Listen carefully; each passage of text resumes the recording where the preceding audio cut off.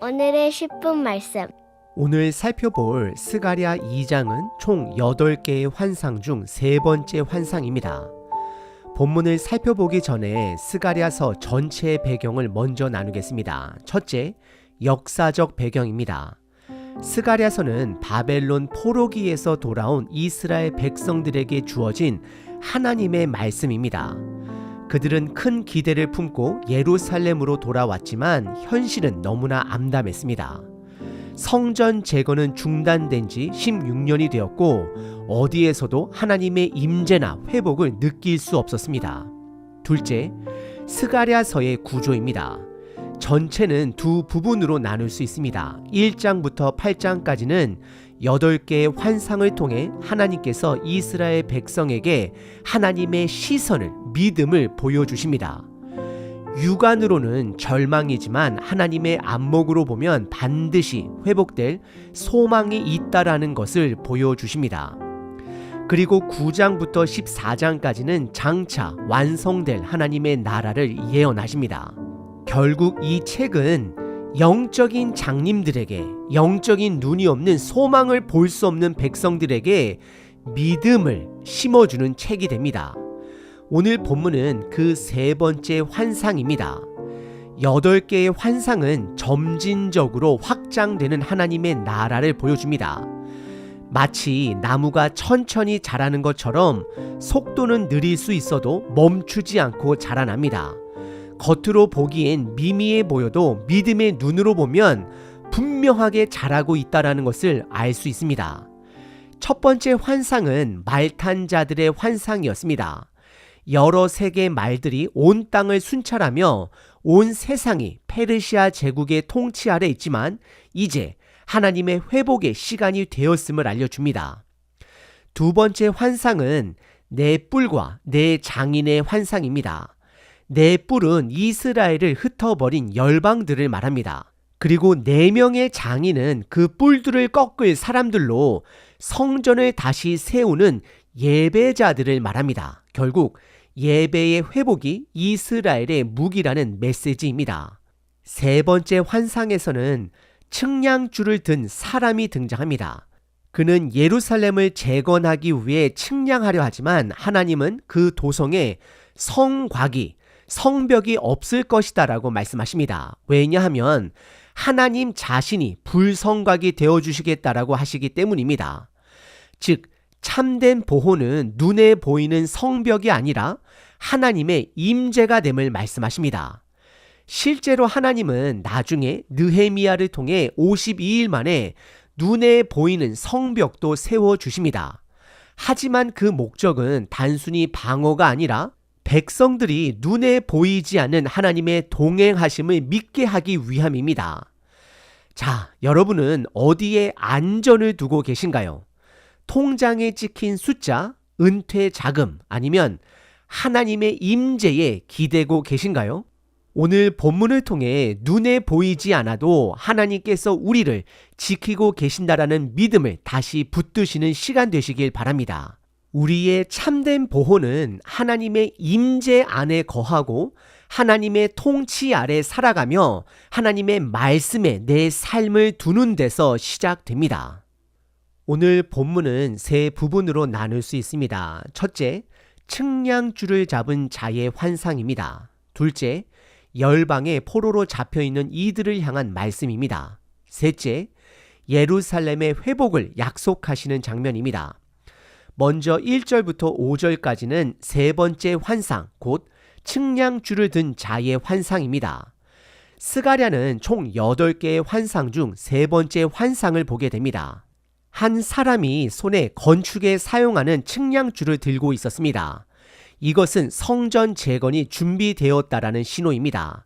이 장면은 예레미야 31장과 에스겔 40장에서 보았던 성전 회복의 시작을 상징하는 장면과 연결이 됩니다. 2절에서 스가랴는 그 사람에게 직접 묻습니다. 어디로 가는가? 그러자 그는 대답합니다. 예루살렘을 측량하러 너비와 길이를 재러 간다라고 답을 합니다. 당시 예루살렘은 포로에서 돌아온 후 무너진 상태였습니다. 성전도 성벽도 허물어졌고 외부 위협으로 인해 공사가 16년째 멈춘 상태였습니다. 그래서 누군가 성을 재건하려 한다라는 것은 당시로선 당연한 상식적인 흐름입니다. 그런데 3절에서 또 다른 천사가 등장합니다. 여기서 분위기가 반전이 됩니다. 스가랴가 기대했던 물리적인 성벽은 하나님이 계획하신 것과는 달랐기 때문입니다. 4절에서 그 천사는 측량줄을 든 소년에게 말을 합니다. 예루살렘은 성곽이, 성벽이 없는 성읍이 될 것이다 라고 말을 합니다. 그 이유는 그 안에 사람이 너무 많고 가축이 많아서 담으로 둘러싸일 수 없을 만큼 크게 번성할 것이기 때문이다 라고 답을 합니다. 현실의 눈으로 보면 이해가 되지 않는 말입니다. 그 당시 상황에서 성벽 없이 산다라는 건 무방비 상태를 의미하기 때문입니다.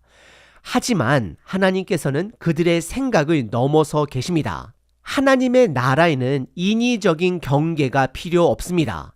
오히려 벽이 없다라는 사실은 하나님 나라가 계속 확장된다라는 뜻입니다. 다시 말씀드립니다. 오히려 벽이 없다라는 사실은 하나님의 나라가 계속해서 확장된다라는 뜻이 됩니다. 그래서 5절에서 하나님은 이렇게 말씀하십니다. 내가 불성곽이 되어 그 사방을 두르며 그 가운데서 영광이 되겠다라고 말씀을 하십니다.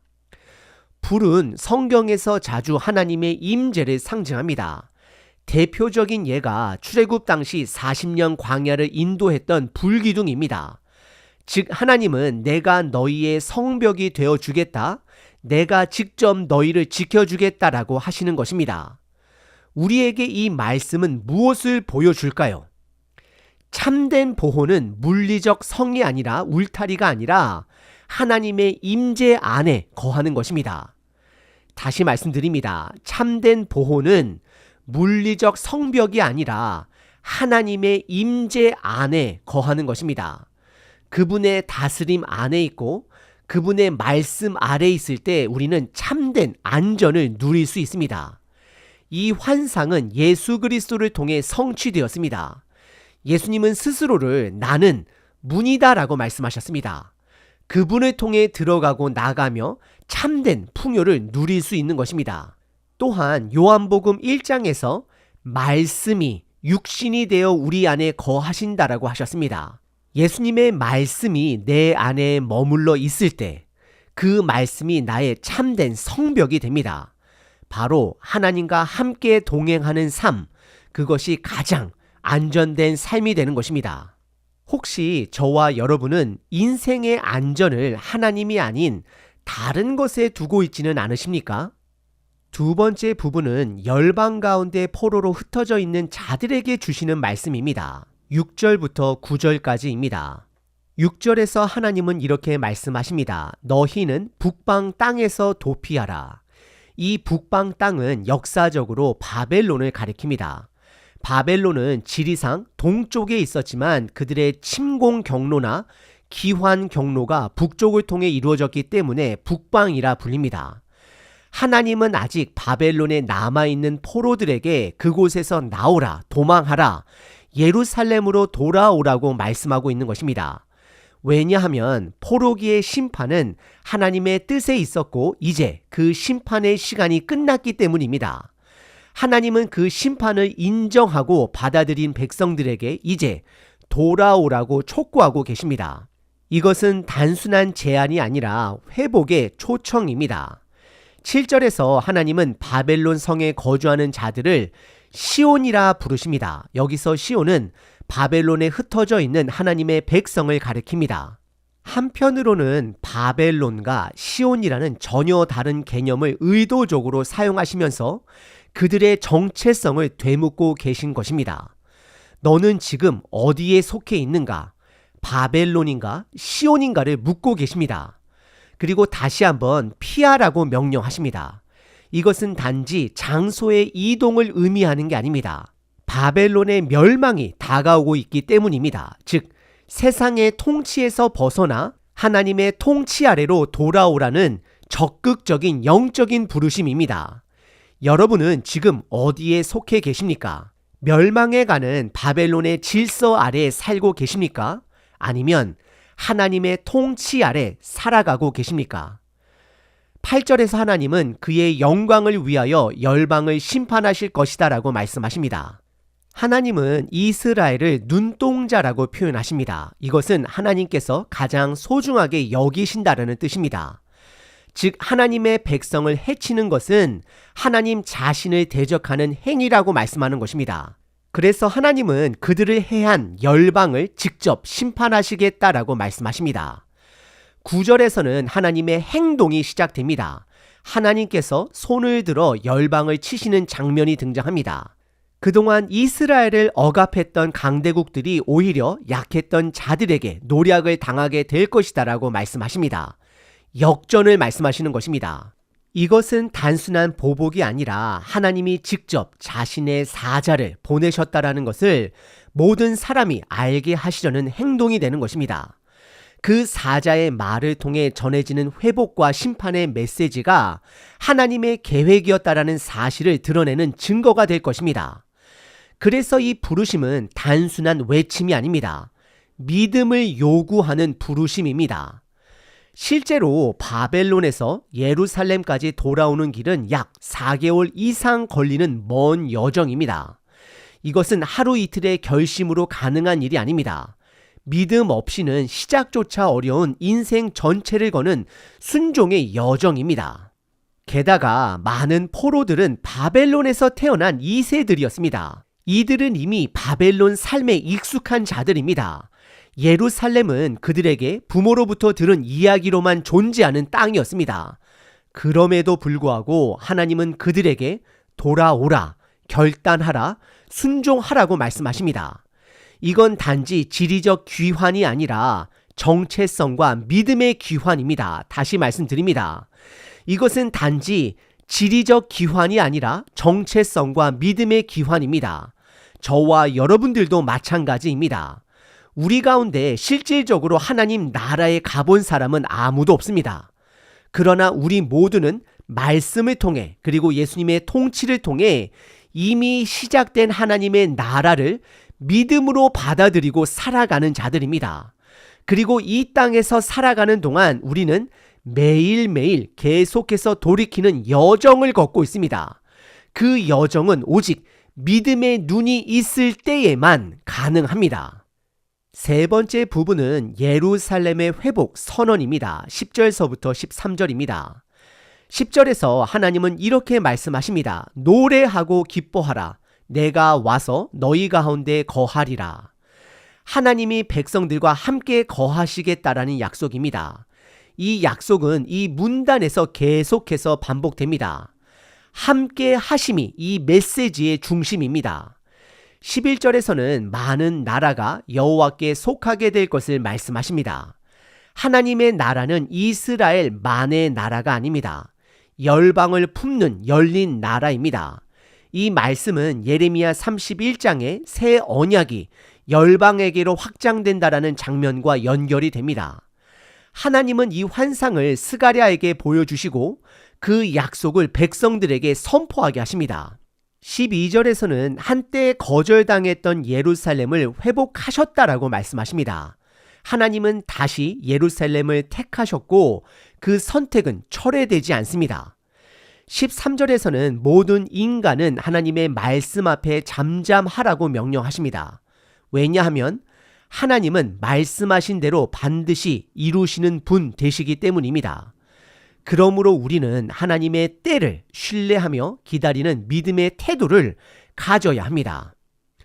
여러분들은 여전히 바벨론의 질서와 통치 아래 안주하고 있지는 않으십니까? 오늘 본문은 총 8개의 환상 중 3번째 환상입니다. 하나님은 스가랴에게 측량줄을 든 사람의 환상을 보여주십니다. 그런데 그 환상에서 가장 놀라운 장면은 성벽이 없는 예루살렘입니다. 하나님은 말씀하십니다. 내가 불성곽이 되어 너희를 두르겠다라고 말씀하십니다. 그 말은 하나님의 임재 자체가 우리 삶을 둘러싼 보호막이 된다라는 뜻입니다. 왜 하나님은 성벽 없는 도시를 환상으로 보여주셨을까요? 그것은 하나님의 나라는 닫힌 나라가 아니라 열려있고 끊임없이 확장되는 나라이기 때문입니다.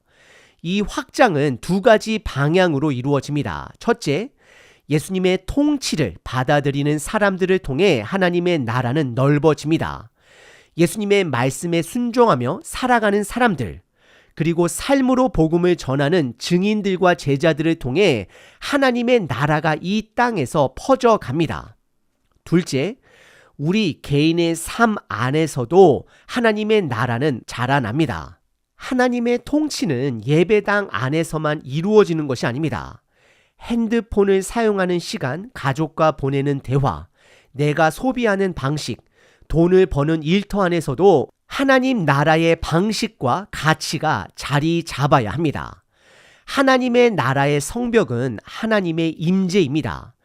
예수님은 말씀이 육신이 되어 우리 가운데 거하셨고 지금도 우리 안에 말씀으로 거하십니다. 우리가 그 말씀 안에 머물고 말씀이 우리 안에 거할 때 그분이 우리의 참된 성벽이 되어 주십니다. 그것이 가장 안전한 삶이 되는 것입니다. 여러분은 지금 어디에서 안전을 찾고 계십니까? 세상에 주는 숫자 속에서 안정을 찾으십니까? 아니면 보이진 않지만 결코 무너지지 않는 하나님의 임재 안에서 평안을 누리고 계십니까? 하나님의 임재를 믿는 사람은 자기의 삶을 하나님의 통치 아래 두는 사람들입니다. 오늘 하루도 말씀의 다스림 안에 나를 두시길 바랍니다. 그러면 참된 평안과 안식이 여러분 안에 자리 잡게 될 것입니다. 우리의 참된 성벽과 안식이 되시는 하나님을 찬양합니다. 불성곽처럼 우리의 삶을 둘러싸고 지켜주심을 감사드립니다. 말씀이 되어 우리 안에 거하신 예수님 앞에 삶의 중심을 내어드립니다. 세상에 주는 불안과 두려움이 아닌 주님의 임재 안에서 평안을 누리게 하소서. 우리 안에 말씀으로 다스려 주시고 모든 영역이 주님의 통치 아래 놓이게 하옵소서. 오늘도 말씀에 순종하며 하나님 나라가 우리 삶에 더 확장되어지게 하소서. 참된 안식과 쉼을 주시는 예수 그리스도의 이름으로 기도드립니다. 아멘. 항상 기뻐하라. 쉬지 말고 기도하라. 범사에 감사하라.